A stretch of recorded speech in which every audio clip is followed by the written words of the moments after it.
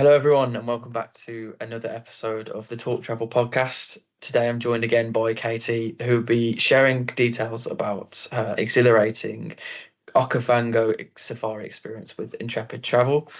Katie, first of all, is this your first time on safari, or have you had the opportunity to go before? No, it's definitely my first time. I wish I'd been on multiple, but no, just first. What made you choose Intrepid Travel then? Because obviously there's a lot of operators that you can go with, but what specifically stood out with Intrepid Travel?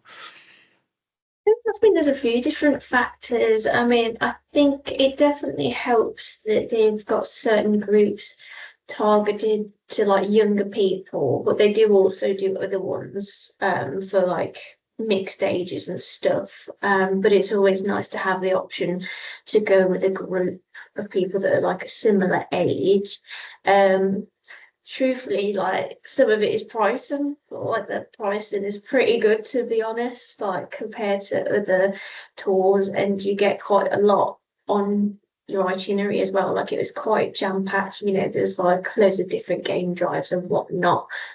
So yeah, I'd say it had a great itinerary, good price, and it was with people similar age to me. So I mean all those factors, I was like, yeah, it's going to be this one. I mean, the Delta itself, the Okavango Delta, was fabulous from like start to finish. The way you get there is on Makoros, which are like these dugout boats. They're like traditional African boats, and we had people and they stand up and I don't know what you call it, but it's just like a big stick and they row you there. And that took us an hour and you're going through all this like tall grasslands.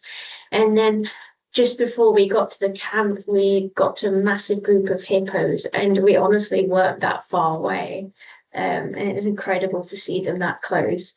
A little bit scary, but also exhilarating, I guess. But obviously, you're completely safe the whole time because the guys would never take you like closer than you should. And they've done it hundreds of times before. So that was definitely one. And then as soon as we got to the camp, actually, we had like this huge elephant that just came and walked in front of our camp.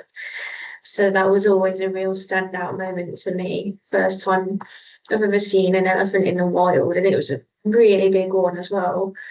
Um, what else? I mean, like I say, there's like quite a few moments. I mean, Victoria Falls, of course, was, I'm not joking, it was like one of my favorite places on the planet now.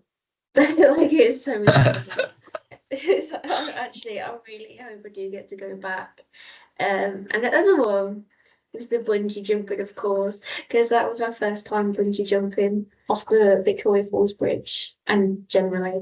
So, yeah, that was terrifying, but also I felt amazing after. Was that part of the itinerary, the bungee jumping, or was that like a paid extra? That was one of the paid extras. They have like when you're like at Victoria Falls, you do the normal go explore the falls, but then because we booked on a little bit of extra time, so we had a little bit of an extension so that we could have more days there. Because obviously it's a really cool area. Before we best make the most of our time and book some of the optional excursions. So they take you to this place and what's nice about it as well is it's all been like risk assessed. So I actually felt more comfortable doing the bungee jump like at that moment in time because it had been endorsed by Intrepid and I know that they've got like high standards of safety and stuff. Because there's been other times I've wanted to do bungee jumping, but like I just to be honest, I don't think I can be bothered to put the research into like the companies in Yeah. like their safety, but like it was all done for me. So and but that's not the only one. There's like they're going through a whole list like scenic helicopter flights, white water rafting, which unfortunately wasn't running on my trip. Loads. Yeah. Did you consider doing any of those, or was it just specifically the bungee jumping that you wanted to do? So what happened was I was going to do the whitewater rafting, but because of the time of year, the water was too high. So of course, naturally, if it's why not go from one extreme sport to the other? So I was like, well, I can't do something rubbish like like my friend, it's not rubbish, but like you can do it anywhere. I think she signed up for the booze cruise, and I was like, you can do that anywhere. Um, Yeah. I've got to go big or go home, basically. And how would you describe the accommodation on the trip? Because I think on the itinerary it says that you have the opportunity to do like a wild safari, like tents, staying in Yeah, tents and stuff. yeah, it was definitely interesting. It was slightly challenging at times, but that I think that was more of a personal challenge for me getting up early to put away Yeah. my tent.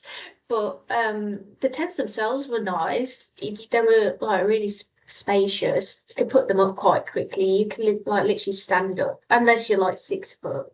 I'm like not even close. So I could stand up fully in the tents, which made it easy to get changed. Yeah, pop it up, 15 minutes, you're done, carry on with your day. It's just getting up early in the morning to put it away that was my challenge. But if you're okay with getting up early, that it's not going to be a problem. But in terms of location, yeah, we were on that island. And from our tent, we could hear the hippos all night. That was quite Mm. cool. Um, we did have a snorer. So sometimes I couldn't tell if it was the hippos or someone in my camp. So that was always funny. Yeah, that's definitely a unique experience. I think one that I would like to try as well. Um, Yeah. and while on the trip, did you kind of get a chance to try any local cuisines, or was it very kind of set meals?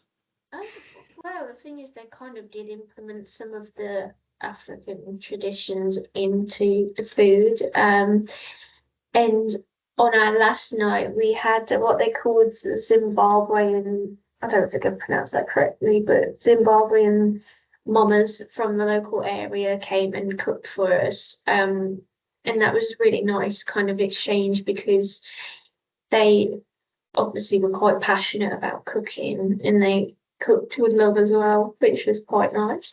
Um, but also like they kind of tell you their story and it's a really good cause. It's like helping them send their children to school and like get all the proper stuff for them. But it's basically just helping them live because obviously life over there is much harder than it is here. So they cooked us like 12 dishes at once. So we got to like try like 12 different like traditional dishes and I did give the caterpillars a go. I'm not sure I'd eat caterpillar again, but No, that definitely sounds different. So for someone kind of considering going on safari, considering traveling with Intrepid as well, what final advice or any tips would you give to someone considering going on safari? for starters, they tell you to take a coat, like, and some warm stuff. At no point did I need any warm stuff.